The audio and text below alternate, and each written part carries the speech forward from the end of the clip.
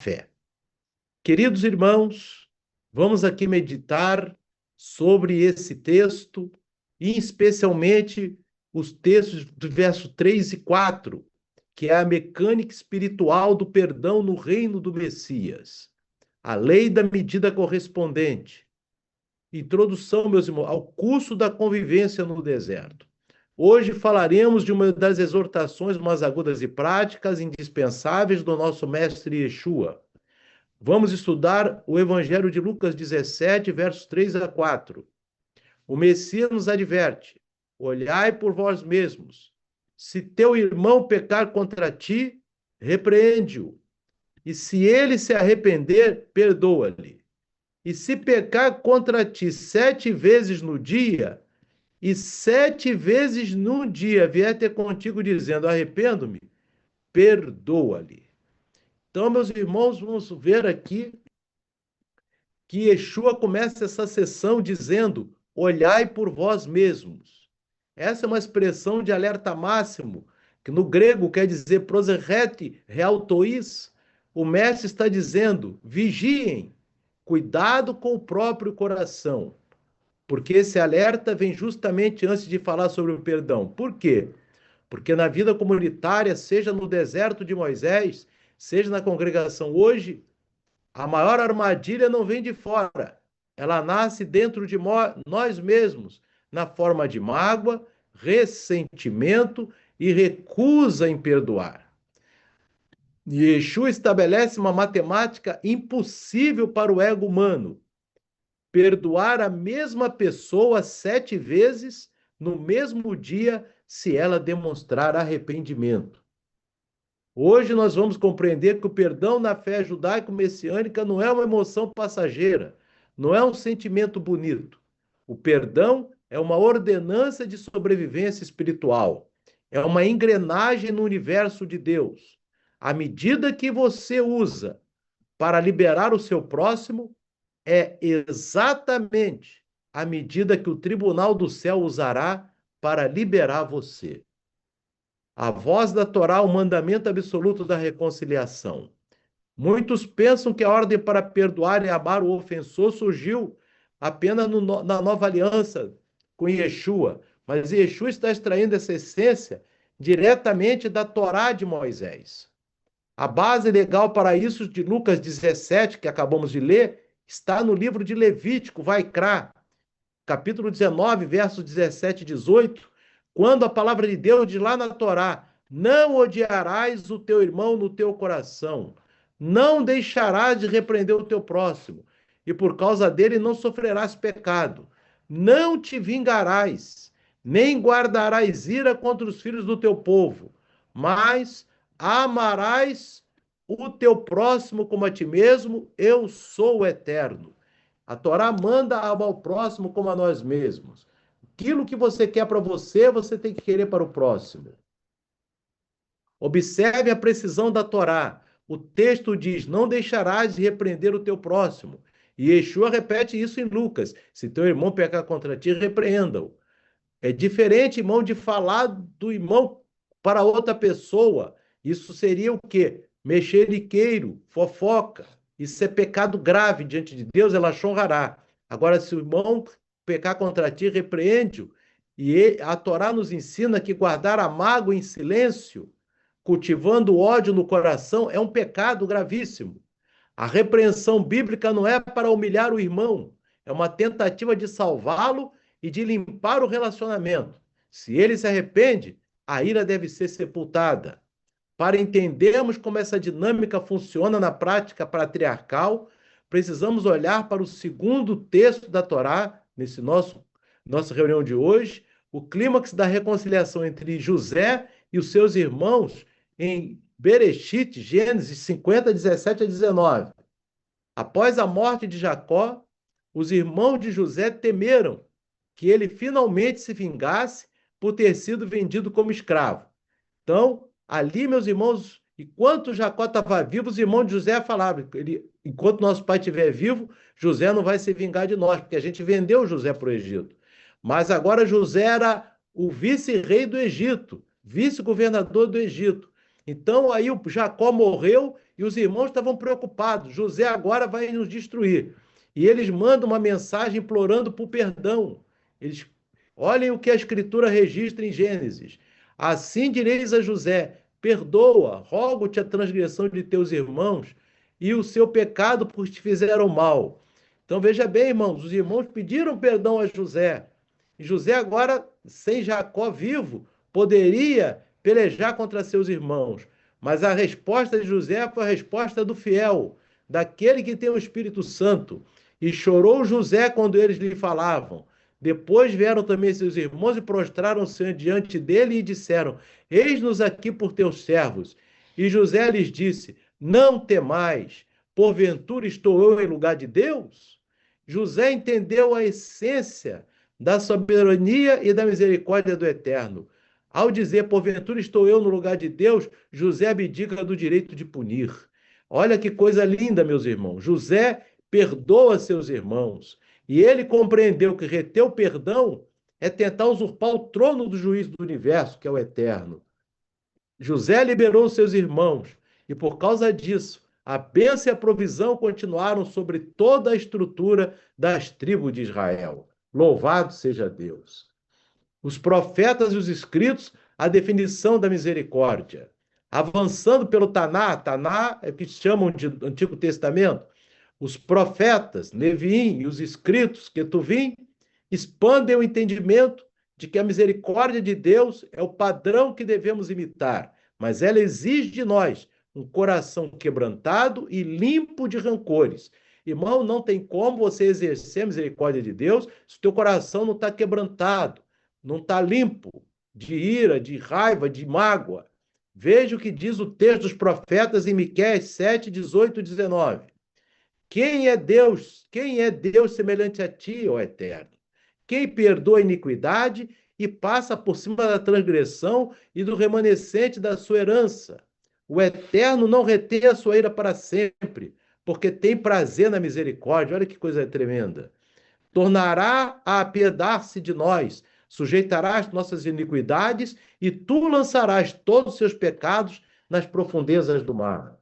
Então veja bem, irmãos, o profeta declara que o Eterno tem prazer na misericórdia. Isso é a maior das verdades que tem na Bíblia. O Eterno tem pleno prazer na misericórdia. A palavra para misericórdia no hebraico é hesed, o amor pactual, a graça que vai além do mérito. Se o Criador do universo, que é perfeitamente santo, escolhe passar por cima da transgressão do povo de Israel ali naquele momento, meus irmãos, e lançar também nossos erros, que estamos enxertados na oliveira, nas profundezas do mar, com que direito nós, criaturas falhas, guardamos os pecados dos nossos irmãos em um aquário de ressentimento, alimentando a mágoa dia após dia? Essa é a palavra, irmãos. Como é que Deus, sendo perfeito, e lança o pecado do seu povo eleito nas profundezas do mar, e nós, que não somos perfeitos nem um milímetro que Deus é, por que nós vamos guardar mágoa no nosso coração e ressentimento, se nós não somos nada diante dele?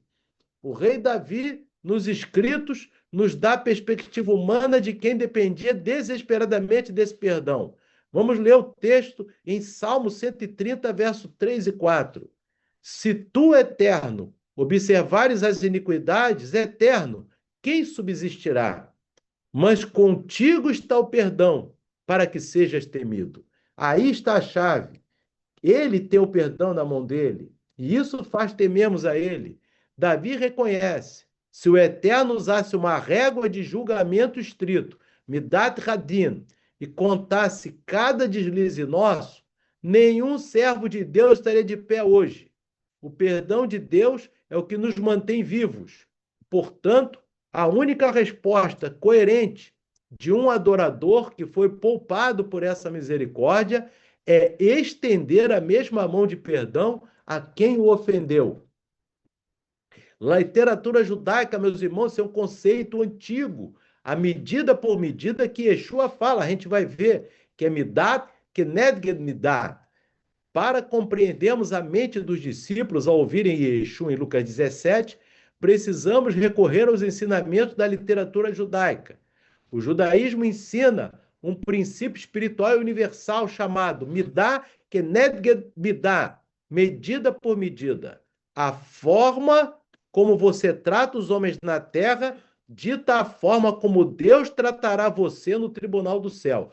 Como você trata o seu próximo na terra vai ser como Deus vai tratar você no tribunal do céu. Vejamos o nosso primeiro texto na literatura judaica, extraído do Talmud, no Tratado Rosh Hashanah 17a. Disse Ravá: todo aquele que passa por cima de suas retaliações, ou seja, abre mão de seus direitos e perdoa quem o ofendeu, o tribunal celestial passa por cima de todas as suas transgressões, conforme está escrito.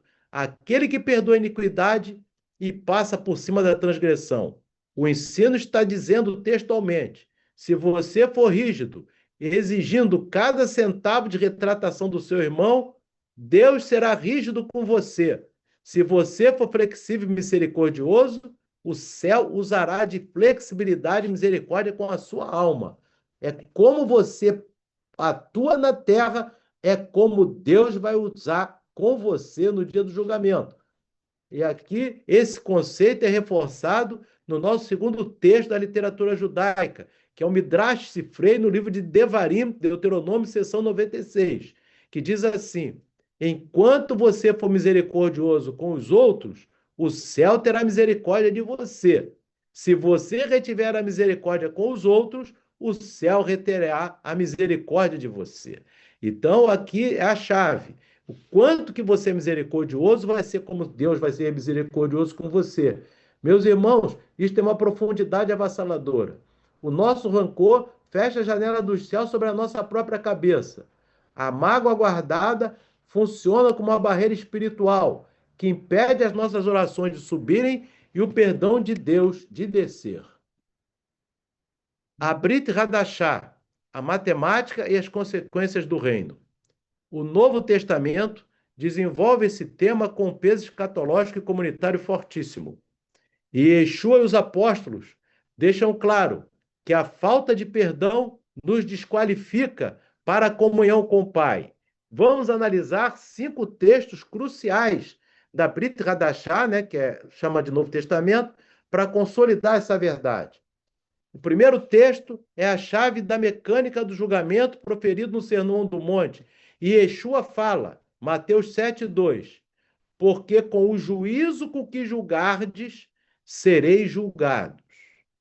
E com a medida com que tiverdes medido, vos hão de medir a vós.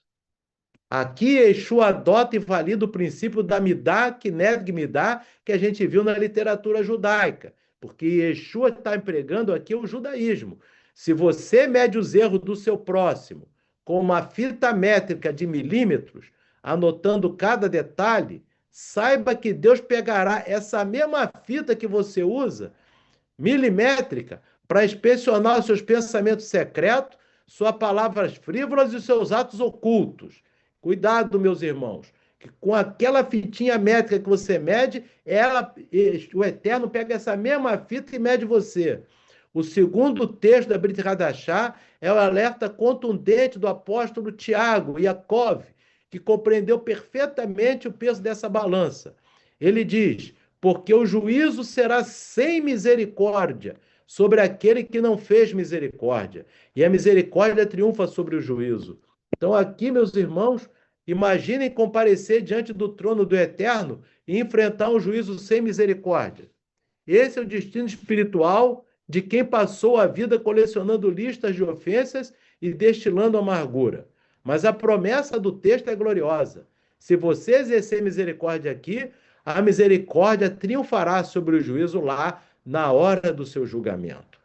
Para entendermos o perigo prático de reter o perdão, olhemos para o terceiro texto da Brit Hadashah, em Mateus 6, 14 e 15, logo após o mestre ensinar a oração do Pai Nosso, e Yeshua, depois que ele fala o Pai Nosso, ele dá um outro recado nos versículos 14 e 15. Ouça a palavra de Yeshua: porque se perdoardes aos homens as suas ofensas, também vosso Pai Celestial vos perdoará a vós.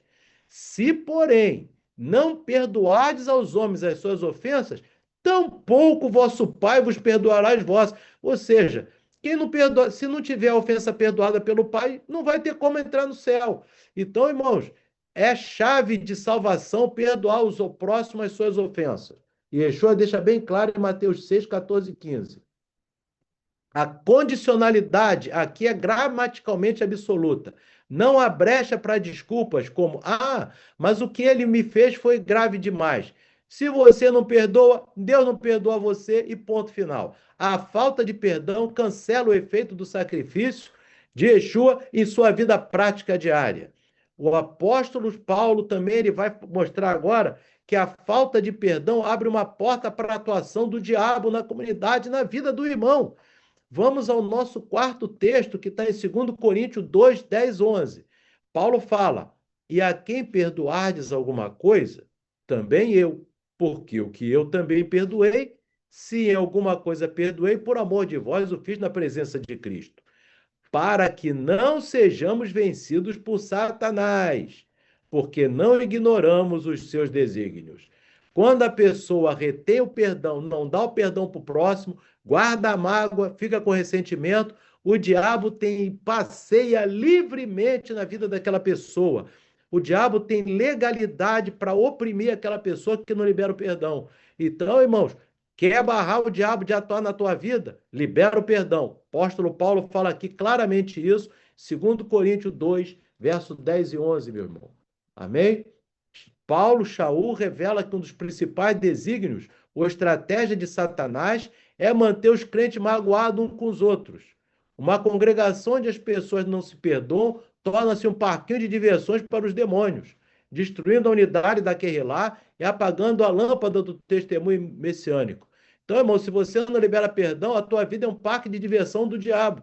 Então, tem que liberar o perdão para não deixar o diabo entrar na tua vida. Por fim, o quinto texto da Brit Hadashah nos dá a instrução de como aplicar isso no dia a dia. Em Colossenses 3,13, o apóstolo Paulo novamente nos traz um ensino importantíssimo.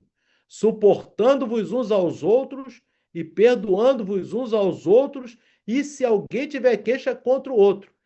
Então, tem queixa contra o outro? Já perdoa, porque assim como Messias vos perdoou, assim fazei vós também. Paulo, então, aqui ele entra numa dinâmica de que Yeshua nos perdoou antes de nós entrarmos em comunhão com ele. Então, ele fala aqui algo mais profundo. O padrão de Shaul é assim como o Messias vos perdoou. Como Yeshua nos perdoou, irmãos? A pergunta. Vamos responder aqui. De forma completa, voluntária, antes mesmo de pedirmos. Olha isso. Então, se alguém te ofendeu, antes da pessoa pedir o perdão, você já perdoa. Paulo entra na profundidade aqui rabínica. Amém? Não tem que você esperar o pedido de perdão. Antes você perdoa. Porque Yeshua pagou ele mesmo o preço da nossa dívida. E esse é o nível de perdão que somos intimados. Ele não está pedindo, ele está dizendo, é esse que temos que praticar. Veja bem, irmão, o apóstolo Paulo ele está interpretando as palavras de Yeshua e ele está dizendo claramente, em Colossenses 3,13, que o perdão tem que ser antes mesmo da outra pessoa pedir perdão. Olha, meus irmãos, isso aqui é profundo. Amém? Conclusão. Aplicação prática e chamado ao arrependimento. Meus irmãos e irmãs, ao olharmos de volta para o nosso texto central de Lucas 13, 3 e 4, 17, 3 e 4, que nós aprendemos hoje que, vindo da santa boca de Yeshua HaMashiach, entendemos que o perdão não é um endosso ao erro do outro. Perdoar não significa dizer que o irmão fez, que aquilo que o irmão fez foi certo. Perdoar significa entregar o caso ao justo juiz e cortar a corda de ressentimento que amarrava você ao ofensor. Você está livre daquilo, você perdoou antes mesmo dele pedir perdão. O rico que foi para o inferno, que a gente estudou algumas semanas atrás, descobriu tarde demais que não levou nada de suas riquezas terrenas, mas levou consigo sua miséria espiritual. A gente viu isso na semana passada. Não saia hoje dessa reunião carregando o lixo da amargura. Se alguém pecar contra você 7 vezes no dia e 7 vezes disser arrependo-me, sua obrigação sacerdotal, porque lembra que Yeshua nos fez reis e sacerdotes, está lá em Apocalipse capítulo 1. Então a gente já é hoje sacerdote de Yeshua. Então, se a gente é sacerdote de Yeshua e como membro desse corpo messiânico, devemos liberar essa alma. O corpo messiânico, meus irmãos, não é o corpo da congregação, é o corpo de Yeshua, porque a igreja fiel é o corpo do Messias.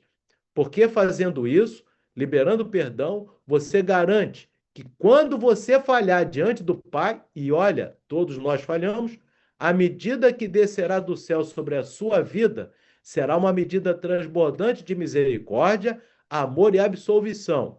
Isso se você liberar o perdão para o próximo.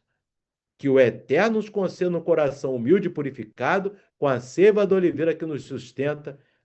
Razak, Razak, Venit Razek. Ser forte, meu irmão, ser forte e sejamos fortalecidos, unidos, como o povo do Eterno, em nome de Yeshua HaMashiach.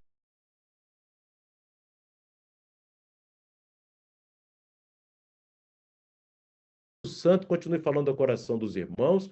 Amém? Vamos agora orar a Deus, depois estarei orando com os irmãos.